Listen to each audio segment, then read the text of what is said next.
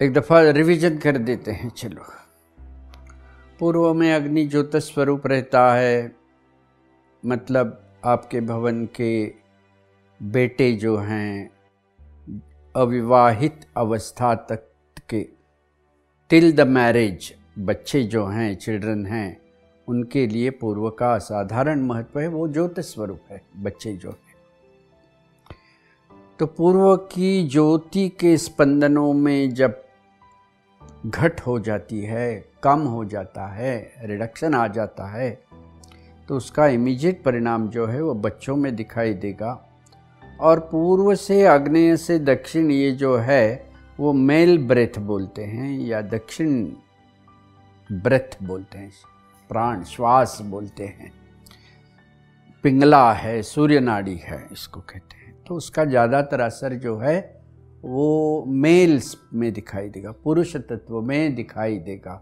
तो पूर्व की ज्योति हिल जाए मतलब संस्कारों में घट हो जाए, मतलब अनेक प्रकार के व्यसनाधीनता आने की संभावना है। और यदि पूर्व के खाली दोषों से कुछ होगा नहीं, वहाँ से 180 डिग्री पर पश्चिम है, वेस्ट है, वेस्ट में भी जब दोष रहेगा तब जाके पूर्व से पश्चिम चलने वाला प्राणिक अक्ष जो है, एक्सिस ऑफ प्राणा जो है, वो खराब हो जाएगा। जैसे ही पूर्व से पश्चिम चलने वाला एक्सिस ऑफ प्राणा हिल जाएगा मतलब वो महादोष बन जाएगा।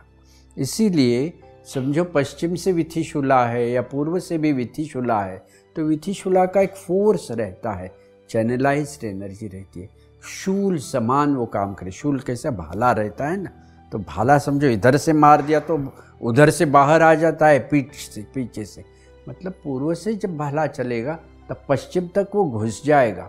मतलब पूर्व का देवता वृंद है, matrix of deities of east हैं, इंद्र है, रवि है, सत्य है, अर्यमा है, वहाँ से घुसेगा तो पश्चिम के भी जो देवता वृंद है, जिसमें मित्र है, वरुण है, असुर है, पुष्पदंत है, ये पूरा के पूरा, और ब्रह्मस्थान को भी छेदन करके, मतलब ब्रह्मस्थान के भी स्पंदन उससे बिगड़ जाएंगे।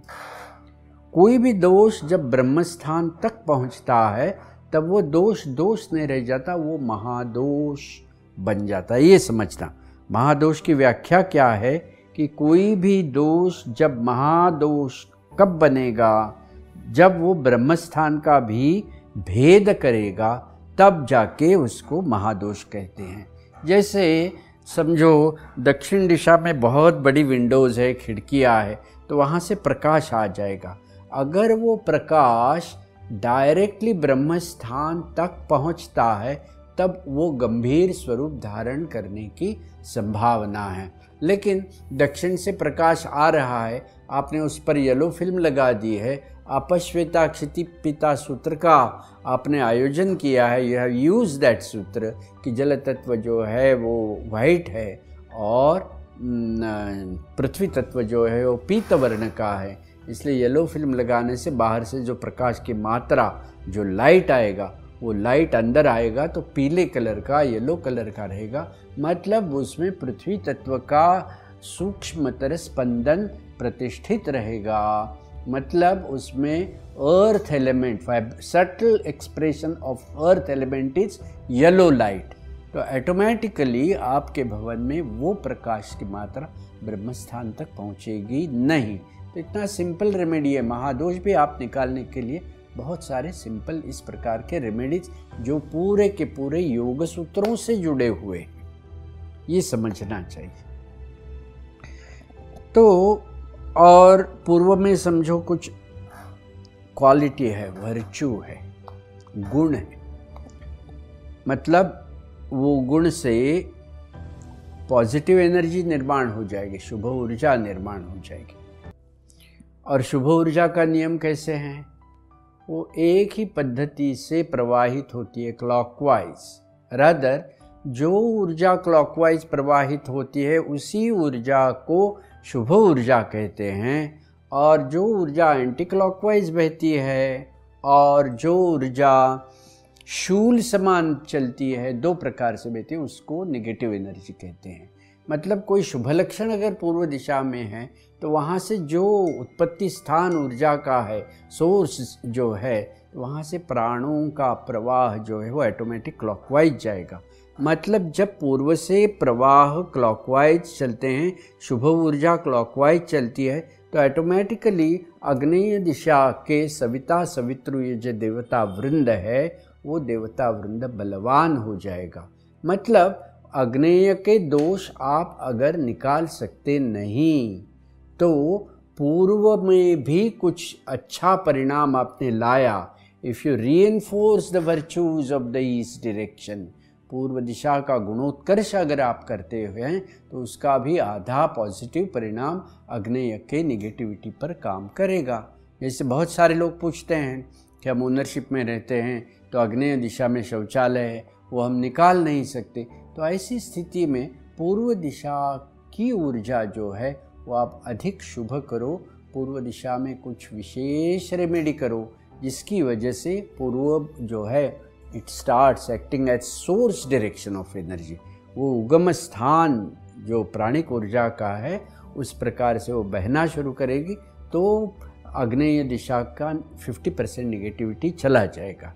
जैसे हमने देखा है कि वास्तुशास्त्र जो है वो द्विऊर्जा प्रवाह पद्धति है, मतलब खाली पूर्व में पूर्व है नहीं, पूर्व में 50% पश्चिम भी है और पश्चिम में 50% पूर्व भी है, क्योंकि दे रिलेटेड है, समधी है एक दूसरे के, समझो। तो पूर्व में जो भी अच्छा किया जाएगा उससे 50% निगेटिविटी पश्चिम की कम होने वाली है, या पश्चिम में जो भी करोगे उसका परिणाम 50% निगेटिविटी ऑफ द ईस्ट चली जाएगी। मतलब ईस्ट को अगर आपको सुधारना है तो आप पश्चिम को सुधार के भी वो परिणाम पा सकते हो। ईस्ट के पहले की दिशा कौन सी है? ईशान्य है। तो ईशान्य को अगर आप सुधारते हो तो उसका भी पॉजिटिव परिणाम पूर्व पर आने वाला है। वैसे ही आग्नेय दिशा आपको सुधारना है तो पूर्व के देवता वृंदों में आप सुधार कर दो और 180 डिग्रीज वायव्य दिशा में कुछ सुधार कर दो, तो जाके अग्नि से वायु तक चलने वाला जो ऊर्जा अक्ष है, जो तत्व का अक्ष है, वो तत्व अक्ष का परिणाम पॉजिटिव आग्नेय में भी मिल जाएगा।